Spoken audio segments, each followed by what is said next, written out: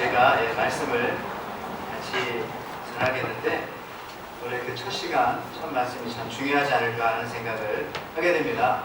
그래서 제가 말씀을 준비하면서 요한복음 2장의 이 말씀이 저와 또 우리 에덴 교회를 위한 하나님께서 주시는 말씀이다라고 믿고 제가 이 본문 말씀을 선택했습니다. 그래서 저는 오늘 요한복음 2장 1절에서 11절에 있는 말씀을 가지고 조용한 기적이라고 하는 제목으로 함께 은혜를 나누고자 합니다. 최근에 그 잡지를 여러분들 보시는지 모르겠습니다만은 최근에 그 잡지는 그 사양길에 들어섰다라고 얘기합니다. 왜냐하면은 잡지나 신문이나 왜 그런가 하면은 요즘에 인터넷이 하도 발달이 되었기 때문에 신문의 뉴스를 보더라도 사실은 하루 지난 뉴스를 보게 되는 거죠. 그래서 먼저 인터넷을 통해서 빨리 누구나 먼저 볼 수 있기 때문에 신문이라든지 잡지나 이런 것들은 옛날에 비하면 참 인기가 많이 떨어졌다, 그렇게 이야기를 할 수 있을 겁니다. 그래서 그런지 모르겠지만은 요즘에 그 잡지나 이러한 것들이 자기들도 생존하기 위해서 여러 가지 그 전략을 쓰고 있는데 잡지가 보통을 보면은요, 그 겉표지를 보면은 그 유명한 그 연예인들 사진 같은 것을 많이 그렇게 겉표지에 실게 되어 있습니다. 왜 그런가 하면은 그렇게 함을 통해서 잡지의 인기를 좀 나타내게 하려고 그런 것 같아요. 실제로도 그렇지만은 그 잡지 같은 경우를 보면은 이라크 옛날에 있었던 전쟁이라든지 최근에 있는 그 시리아 전쟁이라든지 이런 것들은요, 별로 가격이 비싸지 않다고 합니다. 그 정보를 이렇게 전해주고 받는 것에 있어서 어떤 사람은 그것이 뭐 한 거의 1,000불도 안 된다고 그렇게 얘기를 합니다. 그러나 그와는 반대로 유명한 그 연예인 같은 경우에 뭐 안젤리나 조리 같은 그런 여자들 있지 않습니까? 그런 연예인들의 사진은요, 보통 뭐 10만 불 아니면 비싼 거는 100만 불 정도 그렇게 가치가 있다고 합니다. 그렇게 돈을 주고 서로 산다고 합니다. 그래서 이 유명한 연예인이 오늘 누구와 커피를 마셨다, 그렇게 커피를 마시는 것을, 어떤 남자와 커피 마시는 것을 누군가에 의해서, 파파라치라고 하나요?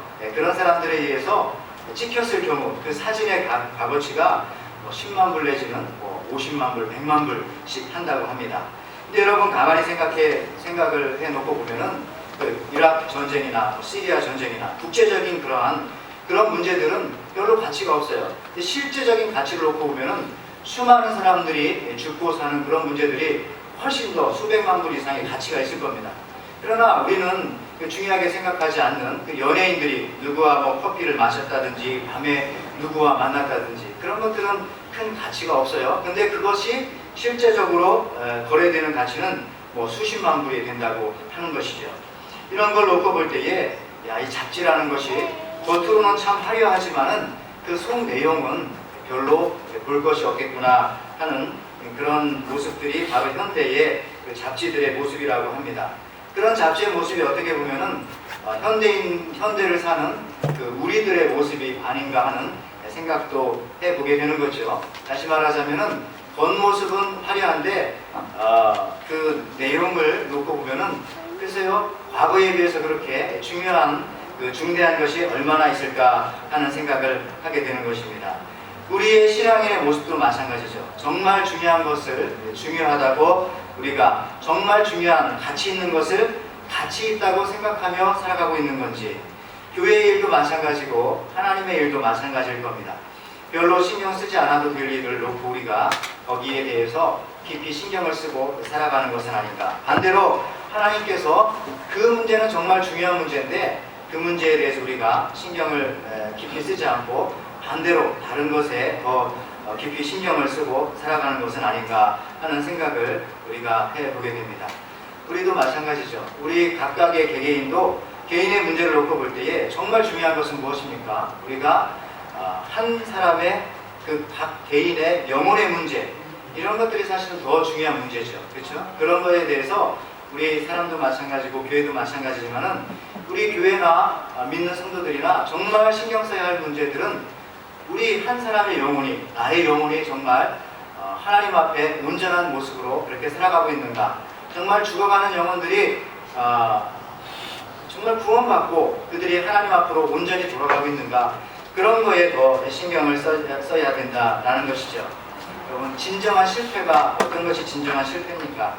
성공하지 않아도 될 일에 성공하게 되었을 때에 그것이 바로 진정한 실패라는 겁니다. 그렇잖아요. 악한 마귀 사단은 최근에 우리 믿는 성도들을 넘어뜨리는 방법들이 성공하지 않아도 될 문제에 대해서 성공하게 만들게 함을 통해서 정말 중요한 문제를 그냥 쉽게 넘어가게 만드는 그런 방법으로 성도들을 많이 넘어뜨리고 있다는 얘기죠.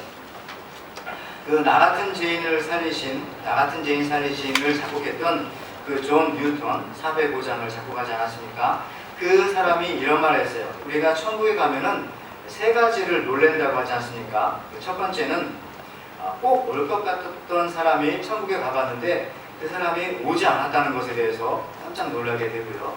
두 번째는 저런 사람이 어떻게 천국에 왔을까 하는 사람이 천국에 가봤더니 그런 사람이 천국에 와 있다는 겁니다. 그거에 대해서 놀라게 되고요. 또 세 번째 놀라는 것은 내가 거기 있다는 사실이죠. 나 같은 죄인이 거기 있었다라는 사실입니다. 중요한 것은, 전제가 되어야 할 것은 내가 거기 가야 이런 놀라운 일들을 우리가 경험할 수 있다는 거죠. 예수님도 말씀하셨죠. 너희는 먼저 그의 나라와 그의 의를 구하라. 그리하면은 그 외의 모든 것을 너희에게 더하여 주시리라. 예수님도 말씀하시기를 먼저라고 하는 단어를 쓰셨어요. 먼저 중요하게 여기고 먼저 구해야 할 것이 있다는 겁니다. 사단은 오늘날을 살아가는 크리스찬들에게 정말 먼저 구하지 않을 것들을 먼저 구하게 만들고요. 정말 중요하지 않은 것에 성공하게 만들게 함을 통하여서 정말 성공해야 할 부분들에 대해서 성공하지 못하게 하는 그러한 방법을 쓰고 있다는 것입니다. 오늘 성경 요한복음 2장 이 본문 말씀으로 돌아가 보면요, 오늘 예수님께서 처음 행하신 기적입니다. 처음 행하신 기적이 바로 결혼식장에서 있었다는 사실이죠. 결혼잔치. 그런데 여러분, 우리가 살아가고 있는 이 세상은 어떻게 보면은 세상은 장례식장이 아닌가 하는 생각을 좀 하게 됩니다. 신문을 열어보면은 가장 중요한 얘기들이 뭐냐면은 누가 얼만큼 어떻게 죽었다, 어떤 방법에 의해서 어떤 사건 사고가 있었는데 거기서 수많은 사람들이 우리가 생각하지 않은 방법으로 이런 사람들이 죽었다, 이런 얘기들이 참 많이 나오지 않습니까? 뉴스를 틀어봐도 그런 얘기들이 중요한 얘기들로서 많이 나와요. 그러니까 세상은 어떤 면에서 보면은 참 장례식장과 같은 곳이다, 이런 생각을 좀 해보게 돼요. 그러나 오늘 본문은 반대로 예수님께서 처음 기적을 행하셨던 곳이 바로 이 결혼식장이라는 겁니다. 결혼식장에 예수님께서 초대를 받아 가셨고요. 거기에서 있었던 일들이 오늘 본문의 내용입니다. 근데 어떤 일이 거기에 있었습니까? 처음에 갔는데 술이 떨어진 겁니다. 결혼식장에 있어서, 잔치에 있어서 중요한 것은 술이죠. 술을 통해서 많은 사람들이 흥겹게 되어야 되고, 더군다나 유대인들의 관습에 의하면은 그 잔치가 정말 좋은 잔치였는지 성공적인 잔치였는지 아니었는지를 구분하는 것 중에 하나가 정말 좋은 술이 공급되었는지, 그리고 잔치 끝까지 그 술이 있었는지, 이런 것들이 참 중요하다고 합니다. 근데 오늘 요한복음 2장에 보면은 술이 떨어진 겁니다. 술이 떨어졌어요. 그러니까 문제가 생긴 거죠, 잔치집에. 그런데 여러분 생각해 보면은 뭐 잔치집에 술이 떨어질 수도 있죠, 그죠? 술이 떨어질 수도 있는 겁니다. 근데 문제는 그 술이 떨어졌는데 너무 일찍 술이 떨어졌다는 겁니다. 잔치가 아직도 계속 되어지고 있는데 끝부분에 가서 떨어지면 괜찮은데 아마 중간쯤에 술이 떨어진 것 같습니다. 그래서 문제가 시작되는 거죠. 우리 인생도 보면은요, 언젠가는 끝나게 되어져 있습니다. 우리의 건강도 젊었을 때는 건강하지만은 시간이 지나감에 따라서 조금씩 연약해지고 약해지게 되는 것이 당연합니다. 우리가 가지고 있는 재산도 그럴 수 있어요. 우리가 지금은 재산을 많이 가지고 있을지 모르겠지만은 언젠가는 그 건강과 재산과 돈이나 이런 것들이 끝나는 날이 있을 수 있다는 겁니다. 그런데 문제는요, 그것이 너무 일찍 우리에게 닥쳐지면은 그것이 문제다라는 사실이죠. 술이 떨어졌다는 이 이야기, 한편으로 보면은요, 이렇게 반대로 한번 생각해 보면은 좋은 이야기일 수도 있어요. 왜냐하면은 잔치집에 술이 떨어졌다는 얘기는 그 잔치집에 사람들이 많이 왔다는 얘기입니다. 그렇죠? 많이 왔으니까 술을 많이 먹었으니까 술이 떨어졌겠죠. 그러면 이거는 좋은 이야기인데 이상하게도 이 결혼식장, 이 잔치집에 사람이 많이 온 것이 문제가 되었다는 거죠. 너무 많이 왔기 때문에 술이 떨어졌고 그로 인하여서 문제가 발생되어졌다라는 겁니다. 다시 말하면요, 이게 참 놀라운 얘기죠. 우리가 살아가고 있는 이 세상이 이렇다는 겁니다. 우리가 살고 있는 이 시대가요, 그냥 이 세상이 그런 겁니다. 무엇인가 좋은 일인 줄 알았는데 지나고 나 보면은 그것이 문제였다라고 생각할 수 있다는 겁니다. 차라리 힘이 없으면은 옆집 담장을 넘지 못할 텐데 힘이 있으니까, 건강하니까 옆집 담을 넘을 수 있는 능력이 생기니까 그걸 넘어 들어간 거죠.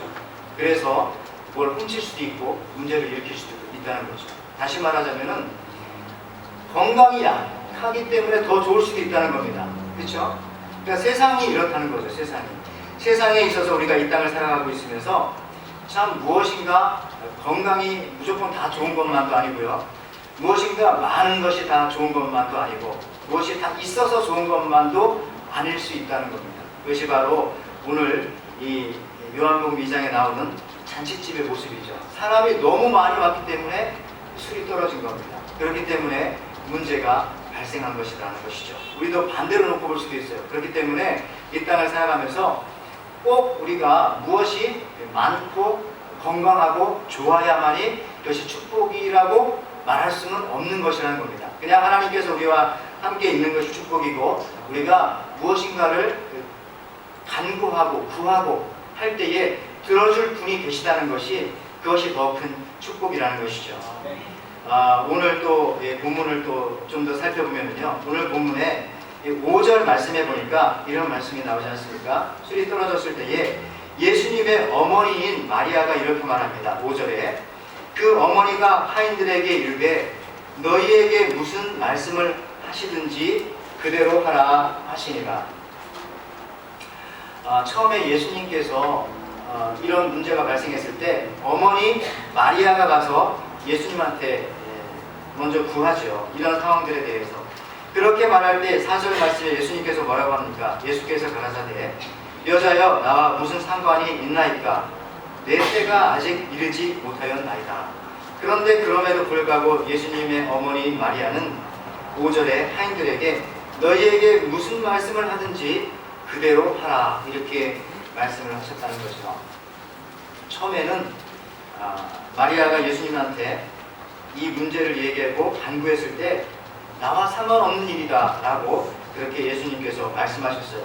그럼에도 불구하고 마리아는 하인들한테 예수님이 이제 곧 무엇인가 말씀하실 텐데 그 말씀을 하면은 그대로 행하도록 해라 그렇게 말씀했다는 거죠.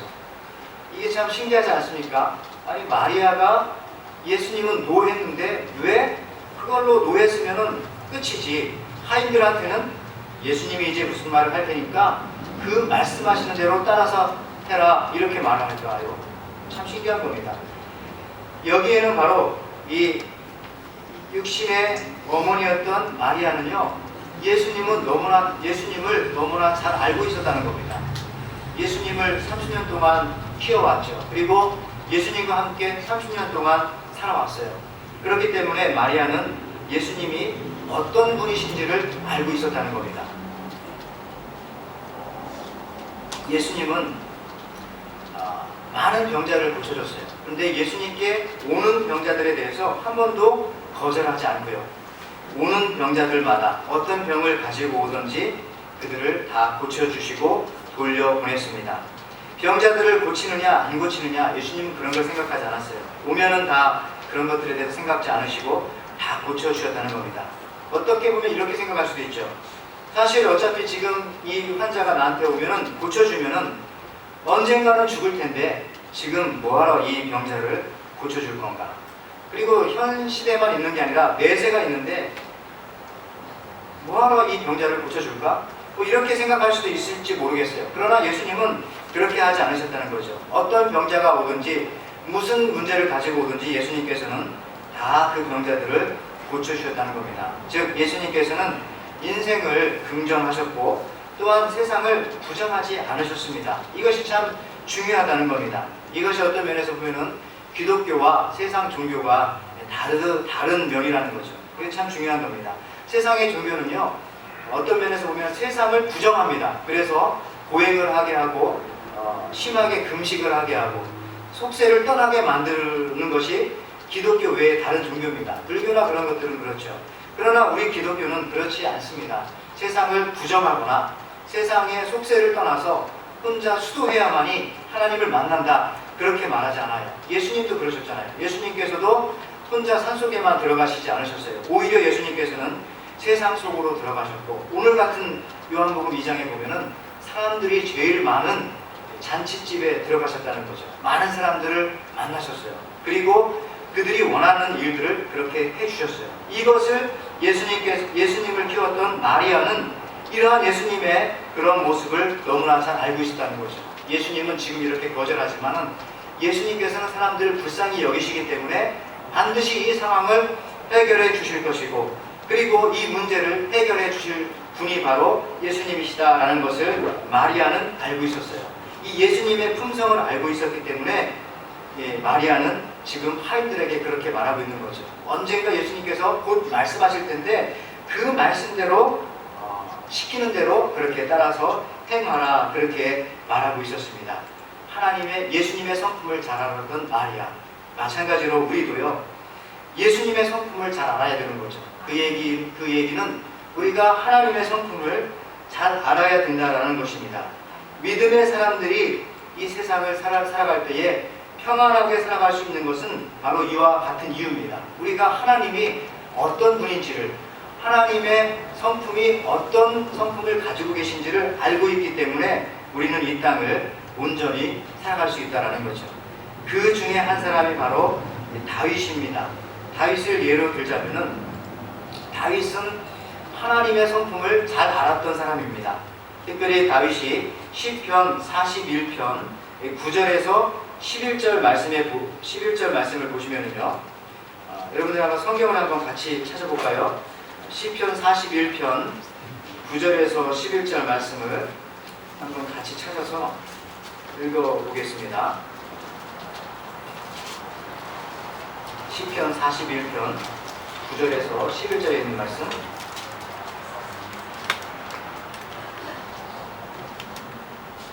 자, 찾았으면 같이 읽겠습니다. 시작. 나의 신뢰하는 바 내 떡을 먹던 나의 가장 각 친구도 나를 대적하여 그 발꿈치를 들었나이다. 그러하오나 주 여호와여, 나를 긍휼히 여기시고 일으키사 나로 저희에게 보복하게 하소서. 나의 원수가 승리치 못하므로 주께서 나를 기뻐하시는 줄을 내가 아나이다. 아멘. 자, 다윗은 지금 굉장히 어려움 중에 이 시편 41편의 시를 지금 적고 있습니다. 시를 쓰고 있습니다.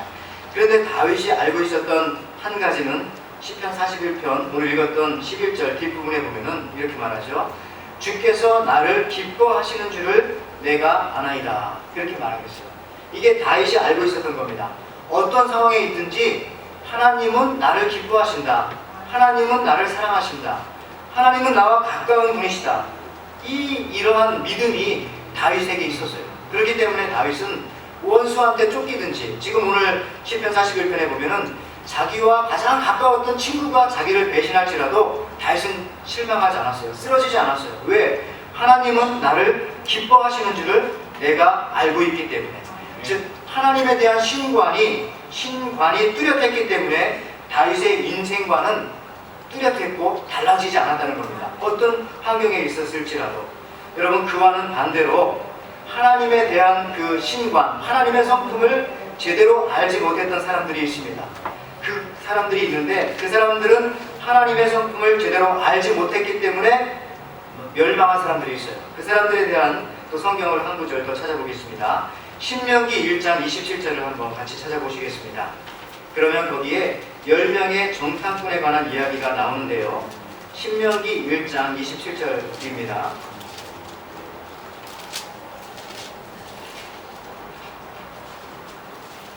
신명기 구약성경 신명기 1장 27절 말씀 260쪽 정도 되겠습니다. 구약성경.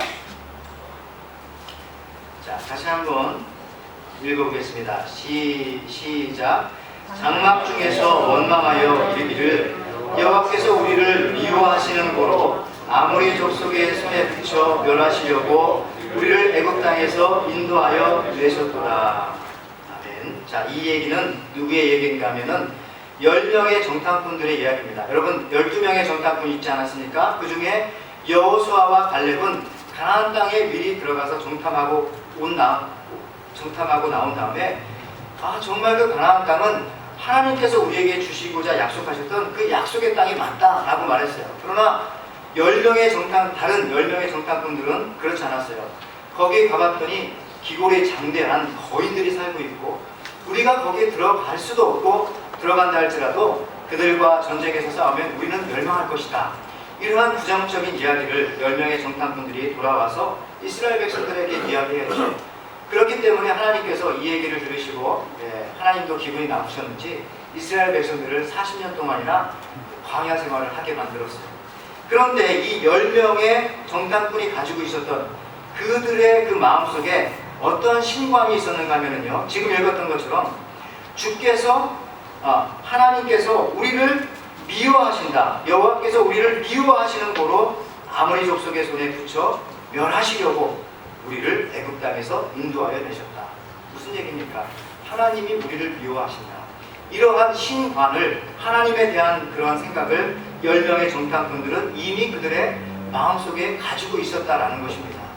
그렇기 때문에 하나님께서 무엇을 그들한테 주어도 이 사람들은 원망하고 불평할 수밖에 없는 사람이었다는 거죠. 다시 말하면 이 10명의 정탐꾼은 하나님의 성품을 제대로 알지 못하였었다라는 얘기입니다. 여러분, 오늘 마리아는 예수님의 성품을, 하나님의 성품을 너무나 잘 알고 있었어요. 그것에 대한 분명한 믿음이 있었습니다. 그렇기 때문에 하인들에게 대하여서 무슨 말씀을 하든지 그대로 하라. 예수님께서는 이러한 상황을 그냥 넘어가실 분이 아니다. 내가 예수님한테 무엇인가 부탁하였는데 분명히 우리 예수님은 이 문제에 대해서 응답해 주실 것이고 이 문제를 풀어주실 것이다. 그러니까 예수님께서 말씀하시는 그대로 믿고 순종해서 그대로 행하라 라고 그렇게 마리아가 이야기하고 있다는 겁니다. 이와 같은 이야기들은 성경에 참 많이 있습니다. 아브라함이 모리아산에 올라갈 때도 자기 아들을 번제로 드리려고 올라갔습니다. 그런데 그때 아브라함이 굉장히 마음속에 담대했어요. 아니 어떻게 자기에게 있는 그 외아들이죠. 어떻게 보면 이삭을 하나님께서 드리라고 했을 때 그 모리아산에 올라가서 이 아들을 잡아서 번제로 드리려고 했을까? 어떻게 그렇게 할 수 있었을까? 거기에 대한 비밀은 그거죠. 역시 아브라함도 하나님의 성품을 잘 알고 있었어요. 하나님은 나를 멸망시키려고 하는 분이 아니고, 아들을 바치라는 얘기는 비극적인 얘기죠. 나한테 비극을 주려고 이렇게 하시는 분이 아니라는 것을 아브라함은 잘 알고 있었거든요. 그래서 창세기 22장 8절 말씀해 보면은 이렇게 분명하게 나옵니다. 창세기 22장 8절에 아브라함이 가로되 아들아 번제할 어린 양은 하나님이 자기를 위하여 친히 준비하시리라 하고 이렇게 말합니다. 그러니까 아브라함도 하나님의 성품을 분명히 알고 있었죠. 그렇죠? 하나님께서는 분명히 좋으신 하나님이기 때문에 이 하나밖에 없는 이 외아들을 그냥 나로부터 빼앗아갈 그런 분이 아니시다. 분명히 새로운 길을, 또 다른 방법을 하나님께서 잘 준비해 놓고 계실 그런 하나님이시다. 하나님은 그런 성품을 가지고 계시다라는 것을 알고 있었기 때문에 하나님께서 말씀하실 때 담대하게 순종함으로 자기 아들을 데리고 모리아산에 올라갈 수 있었다는 얘기입니다. 여러분 어떻습니까? 우리가 이 땅을 살아갈 때도 이 마리아처럼요, 하나님이 어떤 분이신지에 관한 그런 분명한 그 신관을 가지고 있어야 됩니다. 그 얘기즉슨 하나님의 성품을 우리가 분명히 알아야 된다는 거죠. 하나님이 우리가 이 땅에 보내줄 때에 이 세상 속에서 우리가 70년, 80년 강건하면 그 이상을 살지라도 고생하게 만들려고 이 땅에 우리를 보내주신 것이 아닙니다. 우리를 이 하와이 땅에 보내주신 것은 여기서 우리를 고상하게 만들고 망하게 만들고 아무것도 없게 만들려고 이 땅에 보내주신 것이 아니라 하나님이 우리를 이 땅에 보내주신 이유는 무엇인가 우리에게 주시려고 한 비밀한 것이 있기 때문에 우리를 이 땅에 보내주시고 또 이 에덴 교회에 보내주시고 여기서 우리가 하나님을 찬송하게 또 예배하게 만들어 주셨다는 거죠. 이러한 하나님의 성품에 대한 이 분명한 신관을 우리가 가지고 살아갈 때에 하와이 뿐이겠어요. 어느 곳에 있든지 우리는 흔들리지 않고 분명하게 살아갈 수 있다는 것입니다. 우리가 한 가지 더 살펴보고자 하는 것은 오늘 본문에 보면은요, 요한복음 2장 9절 말씀에 보면 9절 말씀 이렇게 나옵니다. 연회장은 물로 된 포도주를 맛보고 어디서 났는지 알지 못하되 물 떠온 하인들은 알더라. 연회장이 신랑을 불러. 이렇게 나옵니다. 자, 연회장은 이 잔치의 주관자였던 그 연회장은 새로운 포도주를 가지고 왔더니 예수님께서 물이 변하여 포도주로 만든 그 새 포도주를 가지고 왔더니 연회장조차도 몰랐어요. 그 호스트조차도 이 포도주가 어디서 났는지 몰랐어요. 그런데 오늘 9절에 보니까 누구는 알고 있었다고 말하고 있으니까 물 떠온 하인들은 알더라. 이렇게 말하고 있어요. 물 떠온 하인들은 이 기적을 알았습니다. 그렇죠? 자, 오늘 본문은 예수님의 첫 번째 기적입니다. 성경에 보면 예수님께서 많은 기적을 일으키셨는데 첫 번째 기적이죠. 첫 번째 기적이기 때문에 의미가 큽니다. 예수님이 하나님의 아들이고 그의 공생의 사역을 시작하는 이 시점에서 어떻게 보면은 이 기적을 보다 크게 만들고 많은 사람들이 알게 만들고 뻑적지근하게 만들고 화끈한 기적을 나타내 보이시는 것이 좋으실 텐데 어떤 면에서 보면은 왜 이 첫 번째 기적을 이렇게 조용하게 했을까? 아무도 몰라요. 누구만 압니까? 예수님은 알 테고 그 다음에 마리아도 알 테고 그리고 오늘 9절에 보니까 오직 물 떠온 하인들만 압니다. 그러니까 몇 명 몰랐어요. 이 큰 기적이 벌어졌고 첫 번째 기적인데도 불구하고 예수님께서는 의도적으로 몇 명만 이 기적을 이것이 기적인 것을 기적인 것으로 알게 만들었어요. 소수의 사람들만. 누구만 알게 만들었습니까? 물 떠온 하인들만 이 기적을 기적인 것으로 알게 만드셨다라는 것입니다. 다시 말해서 하나님의 나라의 일은요, 하나님의 일을 하는 사람들만 그 사람들만이 그 기적을 체험할 수 있다는 거죠. 즉 하나님을 섬기는 사람들만이 그 기적을 맛볼 수 있다라는 것입니다. 그래서 오늘 성경의 본문을 보면은 이 놀라운 기적을, 이 첫 번째 기적을 다른 사람들은 몰랐다는 겁니다. 오직 말씀에 순종하여서 그 말씀대로 행하는 그 사람만이 기적을 체험할 수 있었다라는 얘기입니다. 제가 이렇게 이 에덴교회에 와서 오늘 첫 번째 이렇게 설교를 하지만은 시차의 문제인지 모르겠지만 저도 지금 정신이 없네요. 머리가 오늘 이렇게 잘 보이지도 않고 정신이 없습니다만은 오늘 이 본문을 선택한 이유가 그런 거죠. 우리가 하나님의 기적을, 이 조용한 기적이 우리 에덴교회 안에서 일어나기를 원합니다. 그런데 누가 이 기적을 체험합니까? 하나님이 말씀하시면은 그 말씀하신 그 말씀에 순종하는 그 사람들이 이 기적을 맛볼 수 있다라는 것입니다. 그래서 하나님의 일을 하는 것이 축복이라는 겁니다. 우리도 모르는 사이에 이 조용한 기적들이 일어나고요. 그 말씀에 순종한 사람만이 이 기적을 체험할 수 있다라는 것입니다. 이제 제가 말씀을 마치면서 10절 말씀에도 보면은 이런 말씀도 있어요. 참 10절에 말하되 사람마다 먼저 좋은 포도주를 내고 취한 후에 낮은 것을 내거늘 그대는 지금까지 좋은 포도주를 두었도다 하니라. 자, 오늘 이 기적의 포도주의 사건이 있기 위해서는 오늘 10절에 보니까 사실은 지금까지 이 결혼식이, 이 잔치가 계속 이어지게 만들었던 그 전에 포도주가 있었다라는 겁니다. 제가 오늘 이 에덴 교회에 오면서 사실 저는 이제 세 번째 목사로 이곳에 오는 거죠. 그러나 이 교회를 처음 눈물과 피를 흘리면서 세웠던 우리 또 장 목사님께서 계셨고 그 위에 또 훌륭하신 또 우리 송 목사님이 계셨고 그러한 분들이 이 교회를 세우고 이 잔치가 계속되어지게 여기까지 이끌어왔기 때문에 또한 새로운 포도주를 우리가 기대할 수 있다는 겁니다.